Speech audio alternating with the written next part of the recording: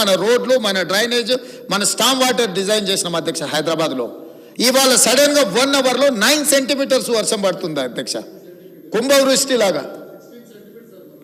అప్పుడప్పుడు 16 సెంటీమీటర్స్ అంటున్నాడు మా దానం నాగేందర్ గారు.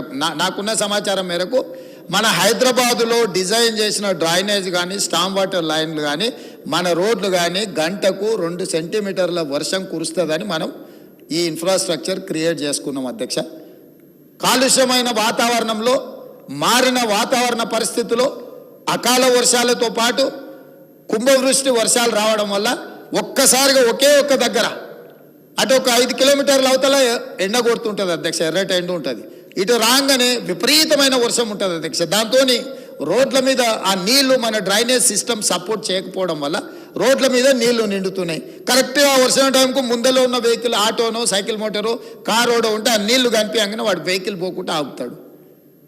ఆపిన 10 నిమిషాలకి వెనకాల 10 కిలోమీటర్లు కొన్ని వేల కార్లు ఆగిపోతున్నాయి అధ్యక్ష. దీన్ని స్ట్రీమ్ లైన్ చేసే విధానమే లేదు. అంటే మన అవసరాలు చాలా వేగంగా మారుకుంటూ పోయినాయి. అవసరాలకు తగ్గట్టుగా మనము మన వ్యవస్థల్ని మనము మెరుగుపరచుకోలేదు, ఆలోచన చెయ్యలేదు. 10 సంవత్సరాలు అద్దాల మేడలు, రంగుల గోడలను చూపించి ఇదే అద్భుతం, ఇదే విశ్వనగరం అని చెప్పి కొంతమంది అబద్ధాల ప్రాతిపదికన బతికిండ్రు అధ్యక్ష. అందుకే ఈరోజు ఈ అబద్ధాల ప్రాతిపదికన అద్దాల మేడలు, రంగుల గోడలు అభివృద్ధి కాదు. సాంకేతిక పరమైన పరిజ్ఞానం ఉపయోగించుకొని శాశ్వతమైన పరిష్కారం చూపించాలి. ఈ నగరాన్ని ప్రపంచంతో పోటీపడే నగరంగా అభివృద్ధి చెయ్యాలన్న ఆలోచనతోటి ఈరోజు రిఫార్మ్స్ తీసుకొస్తున్నాం అధ్యక్ష. ఈ రిఫార్మ్స్లో భాగంగానే మేము హైడ్రా తీసుకొచ్చినాం అధ్యక్ష. ఎందుకంటే ఈరోజు చెరువులు కబ్జా పెట్టాలంటే భయపడాలి, నాలాలు ఆక్రమించుకోవాలంటే గుండెలో వణుకు రావాలి, రోడ్లను ఆక్రమించుకొని రోడ్ల మీద అడ్డగోలుగా వ్యవహరిస్తామంటే కుదరదు. ఇవన్నిటిని నియంత్రించుకుంటూ 3 కమిషనరేట్లు ఉన్నాయి అధ్యక్ష, కొన్ని జిల్లా ఎస్పీలు ఉన్నారు. ఇవాళ ఈ ఔటర్ రింగ్ రోడ్డు లోపల రాచకొండ కమిషనరేట్ ఉంది, సైబరాబాద్ కమిషనరేట్ ఉంది, హైదరాబాద్ కమిషనరేట్ ఉంది, ఇవాళ మెదక్ ప్రాంతానికి సంబంధించిన ఎస్పీలు ఉన్నారు. ఇట్లా రకరకాల ప్రాంతాలు ఉండడం వల్ల ఈ అధికారులతో సమన్వయం చేసుకోవడానికి ఎలాంటి వ్యవస్థ లేదు అధ్యక్ష. ఎవరికి వాళ్ళు బిట్స్ అండ్ పీసెస్ కింద, ప్లేట్ మిల్స్ కింద వర్క్ చేస్తున్నారు అధ్యక్ష. అందుకే ఈరోజు కాంప్రహెన్సివ్గా ఒక ప్రణాళిక చేయాలి, ఒక మాస్టర్ ప్లాన్ చేయాలి. ఈ మాస్టర్ ప్లాన్ ద్వారా హైదరాబాద్ నగరంలో ఉన్న వాళ్ళకు ఉన్న ఇబ్బందులను తొలగించాలనే ఒక మంచి ఉద్దేశంతో, సదుద్దేశంతో ఇవాళ హైదరాబాద్ నగరాన్ని విస్తరించడానికి, ఇవాళ మెట్రోని విస్తరించాలని ఆలోచన చేసినాం. హైదరాబాద్ నగరానికి నీళ్ల గురించి అక్బరుద్దీన్ ఓవైసీ గారు కొన్ని అంశాలు ప్రస్తావించి నేను కొన్ని విషయాలు చెప్పదలుచుకున్నా అధ్యక్ష.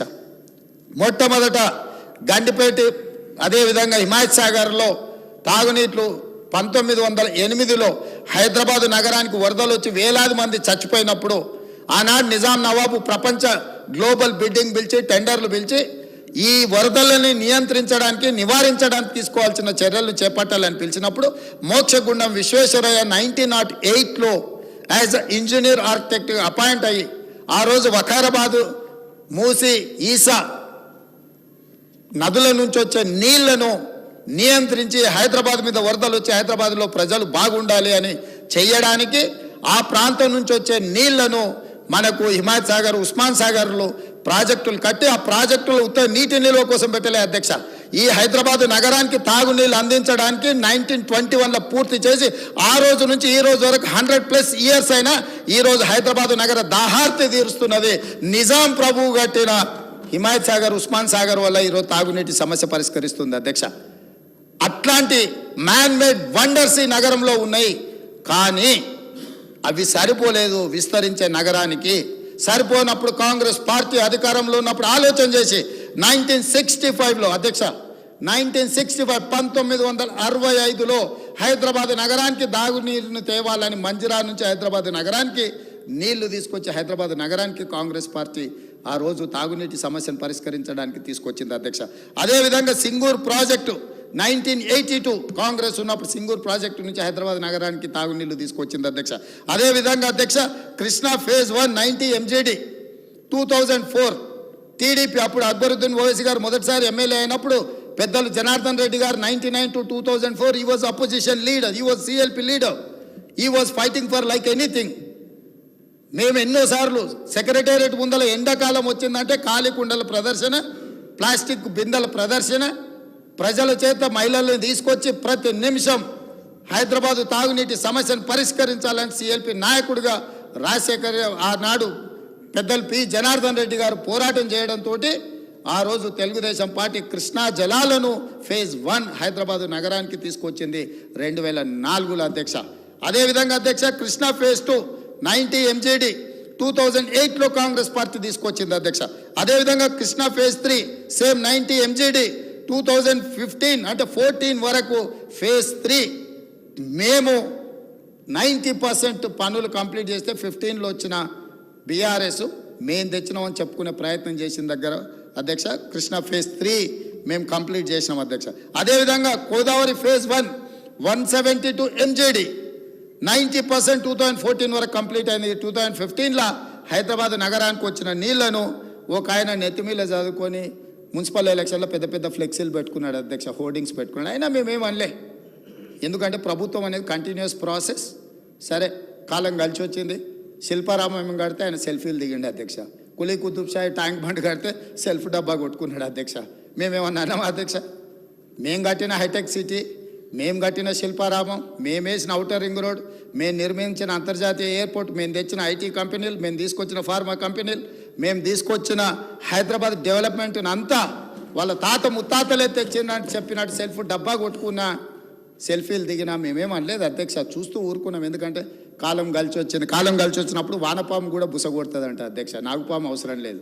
వానపాము అంటే తెలుసు కదా అధ్యక్ష, ఎర్రన్న, మనం తెలంగాణలో ఎర్రన్న అంట. వర్షాలు వచ్చినప్పుడు మట్టిలో పుడతాయి, వాటికి ఎటు పోతాయో ఎటు వస్తాయో తెలియదు కదా.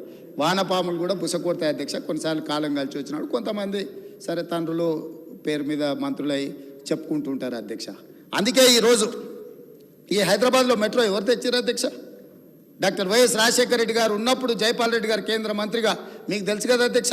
ఇంతెందుకు అధ్యక్ష, మీ వికారాబాద్ను శాటిలైట్ సిటీ కింద 2500 కోట్ల రూపాయలు ఆనాడు మీరు అడిగితే జైపాల్ రెడ్డి గారు మంజూరు చేయలేదు అధ్యక్ష. అది కాంగ్రెస్ పార్టీ అధికారంలో ఉన్నప్పుడు కాదా?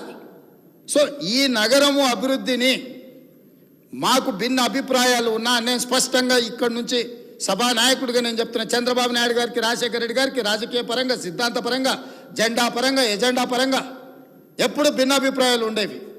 భిన్న అభిప్రాయాలు ఉన్న చంద్రబాబు నాయుడు గారు హైదరాబాద్ నగరం కోసం చేసిన ఆలోచనను ఇంకా విస్తరించి ఆ రోజు 250 ఫీట్లతో outer ring road only 1 phase, not in 169 kilometers, 60 kilometers కోసం మియాపూర్ నుంచి ఎయిర్పోర్ట్ వరకు రోడ్ అంటే దాన్ని రాజశేఖర రెడ్డి గారు 500 ఫీట్లకు పెంచి రేపు ఫ్యూచర్లో ఇంకేదైనా రైలు రావాలన్నా కూడా ఉండాలి, సర్వీస్ రోడ్లు ఉండాలి అని చెప్పి 159 కిలోమీటర్స్ 6500 కోట్ల రూపాయలు పెట్టి 6000 ఎకరాల ఔటర్ రింగ్ రోడ్డును రాజశేఖర రెడ్డి గారు నిర్మించి ఒక మణిహారాన్ని మనకిస్తే ఇవాళ ఔటర్ రింగ్ రోడ్డును 7000 కోట్లకు 33 ఏళ్లకు తాకట్టు పెట్టి పారిపోయిన సనాసులు ఈరోజు కాంగ్రెస్ ఏం చేసిందంటారా అధ్యక్ష?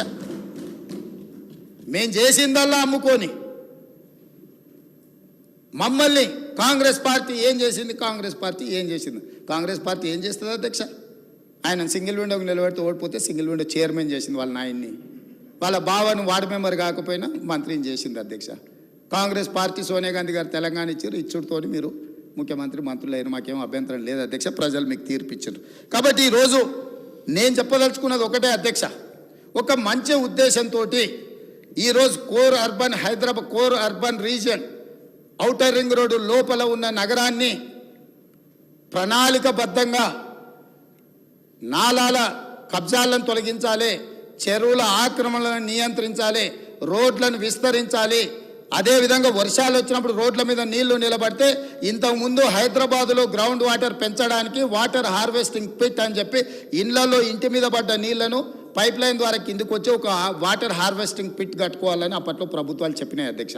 దాంతో చాలామంది ఇళ్లలో కానీ అపార్ట్మెంట్లలో కానీ వాటర్ హార్వెస్టింగ్ పిట్ కట్టుకునే ప్రయత్నం చేసిండ్రు అధ్యక్ష. ఈరోజు నేను వస్తానే ఆలోచన చేసి ఈ అకాల వర్షాలు కానీ అత్యధిక వర్షాలు పడ్డప్పుడు హైదరాబాద్ రోడ్ల మీద నీళ్లు నిలబడ్డప్పుడు ఫర్ ఎగ్జాంపుల్ ఒక 2 ఏరియాలు మీకు చెప్తాను అధ్యక్ష. ఈనాడు ఆఫీస్ పక్కన ఆర్టీఐ ఆఫీస్ ఎదురుగా కేపీసీ గెస్ట్ హౌస్ ఉంటుంది. ఆ పైన తాజ్ కృష్ణా నుంచి వర్షం పడితే నీళ్ళు వస్తే ఒక్కసారిగా అక్కడ నీళ్లు నిలిచిపోతే ట్రాఫిక్ అంతా అయిపోతుంది అధ్యక్ష. అందుకే నేను ఏం చెప్పిన మా అధికారులకంటే ఆ నీళ్లు నిలవకుండా మీరు అక్కడ ఒక పెద్ద వాటర్ హార్వెస్టింగ్ పిట్ కాదు, వెల్ డిజైన్ చేయండి. ఒక 10 లాక్ అక్కడ ఒక నీళ్లు మొత్తం కలెక్ట్ చేయడానికి పెద్ద వెల్ డిజైన్ చేసి అక్కడ నుంచి అండర్ గ్రౌండ్ పైప్ లైన్ తీసుకెళ్లి ఆర్టీఏ ఆఫీస్లో 10 లక్షల లీటర్ల వాటర్ హార్వెస్టింగ్ వెల్ను డిజైన్ చేయండి. అందులో ఈ నీళ్లను వచ్చినట్టుగా అందులోకి పంపించి అందులో నింపి అక్కడ నుంచి నాలాకి పంపింగ్ చేయడానికి మోటార్లు పెట్టండి అని ఆదేశాలు ఇచ్చినాం అధ్యక్ష. అంతెందుకు రాజ్భవన్ గవర్నర్ ఉండే దగ్గర రోడ్డు మీద ఎప్పుడు చూసినా మక్తాకు యూతల్కి రైల్వే ట్రాక్ మొత్తం నీళ్లు నిండి ఉంటాయి అధ్యక్ష. చిన్న వర్షం వచ్చినా అక్కడ రోడ్డు మీద దాటాలంటే కష్టంగా ఉంటుంది. అందుకే అక్కడ ఇమ్మీడియట్గా పక్కలో ఉండే నర్సింగ్ కాలేజ్ పక్కన దాదాపుగా ఒక 10 లక్షల లీటర్ల వాటర్ హార్వెస్టింగ్ వెల్ కట్టి ఈ రోడ్డు మీద వచ్చిన నీళ్లు భూమిలోకి వెళ్ళేటట్టు భూమిల నుంచి ట్రంక్ లైన్ డెవలప్ చేసి అక్కడికి తీసుకెళ్లి 10 లక్షల లీటర్లు అందులో నిండే విధంగా, అంటే ఒక్క చుక్క కూడా రోడ్డు మీద ఆగకుండా హైదరాబాద్ నగరం కాంక్రీట్ జంగుల్ అయింది కాబట్టి ఈరోజు ప్రతి వాళ్ళు మొత్తం కాంక్రీట్ పోసేసి బీటీ రోడ్లు వేసేసి లేకపోతే ఆకాశ హర్మాలు నిర్మిస్తుంటే నీళ్ళు అనేది గ్రౌండ్ వాటర్ పడిపోతుంది అధ్యక్ష. అందుకే ఎక్కడికక్కడ వాటర్ హార్వెస్టింగ్ వెల్ని డిజైన్ చేయమనేది చెప్పినాం అధ్యక్ష. అదేవిధంగా ఎక్కడైనా పక్కనే దగ్గరలో ఎక్కడైతే స్ట్రాటజిక్ లొకేషన్స్లో నీళ్లు నించుంటున్నాయో పక్కల మనకు అట్లా ప్రభుత్వ స్థలాలు లేకపోతే రోడ్ మధ్యలో మనం ఐలాండ్స్ కడుతున్నాం అధ్యక్ష బ్యూటిఫికేషన్ కోసం. నేను చెప్పిన వాటి కింద పెద్ద వాటర్ హార్వెస్టింగ్ వెల్ తవ్వండి, దాని మీద కాంక్రీట్ స్లాబ్ వేయండి, స్లాబ్ మీద డెవలప్ చేయండి. ఇక్కడ వచ్చిన వర్షం నీళ్లు మొత్తం అందులో నిండాలి, లక్షల కొద్ది లీటర్లతో ఇక్కడ వాటర్ హార్వెస్టింగ్ వెల్స్ డిజైన్ చేయమని చెప్పిన అధ్యక్ష. అదేవిధంగా బయోడైవర్సిటీ పార్క్ ఉంది కదా అధ్యక్ష, మీకు సైబరాబాద్ పోలీస్ కమిషనర్ ఎదురుగా రోడ్డు మీద జస్ట్ వర్షం వస్తే కిలోమీటర్ల కొద్ది ఐటీ ఆఫీసులు ఇచ్చినప్పుడు ట్రాఫిక్ జామ్లు అవుతున్నాయి అధ్యక్ష. అందుకే బయోడైవర్సిటీ పార్కులో ఒక 10 లక్షల లీటర్లు నిండే ఒక పెద్ద వాటర్ హార్వెస్టింగ్ వెల్ కట్టండి. ఇక్కడ పడ్డ నీళ్లు మొత్తం పైప్ లైన్ నుంచి అక్కడ తీసుకెళ్ళండి, అక్కడ నుంచి కాజగూడ చెరువుకి కనెక్షన్ ఇవ్వండి అని చెప్పి ఈరోజు ప్రణాళికలు తీసుకున్నాం అధ్యక్ష. ఇట్లా హైదరాబాద్ నగరంలో వర్షాలు వస్తేనే, వర్షం కురిస్తేనే ఆ నీళ్లు రోడ్ల మీద నించోవడంతో నీళ్లతో పాటు ట్రాఫిక్ నించొని హైదరాబాద్ నగరం అతలాకుతలం అవుతుంటే 141 ప్రాంతాలను బ్లైండ్ స్పాట్స్ను గుర్తించి తక్షణమే మా పోలీస్ అధికారులకు, మా హెచ్ఎండి అధికారులకు, మా జిహెచ్ఎంసీ అధికారులకు, మెట్రో వాటర్ వర్క్స్ అధికారులను కూర్చోబెట్టి ఉమ్మడి మీటింగ్ పెట్టి 141 ప్రాంతాలలో ఇవాళ రేపు వెదర్ ఫోర్కాస్ట్ ఒక 20